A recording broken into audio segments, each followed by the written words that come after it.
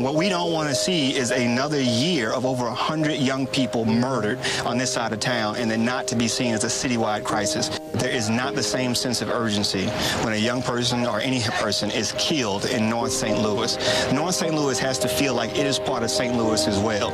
I think we all should be concerned in the St. Louis region about what's happening and this the anger that's bubbling up in the young African American community. I think we need to do a better job of including them in our whole community. A lot of us out here are trying to calm things down, especially get a hold of the young guys and let them know that there's a better way to voice their anger. And that violence is a symptom of a greater problem that exists and has been allowed to fester in these neighborhoods for decades. Antonio French was taken to the Ferguson jail and arrested for unlawful assembly. Our constitutional rights don't expire at 9 o'clock. They're not going to be able to beat these young people into submission. You know, we all live together. This is our community. Black, white, police, civilian.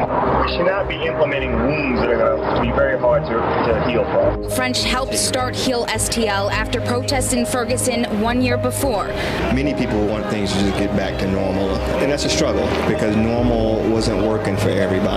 French says he was made certain promises, but the language wasn't in the agreement. He wanted discounts for low-income families and says he was promised access for kids. Until he got what he felt was right for the people of North St. Louis, he wasn't going to sign off on it. He fought for a better deal, and now he says both him and the mayor are on the same page.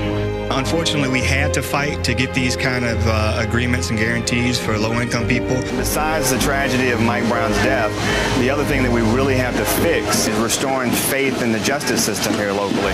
I think our next steps are really trying to turn this moment into a movement. Black lives do matter. Now that we have that understanding, how can we reflect that in our policy?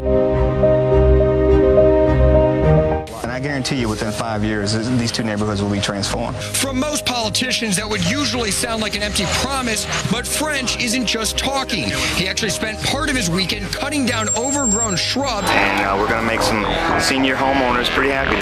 We're just looking for people to roll up their sleeves and help us rebuild our community.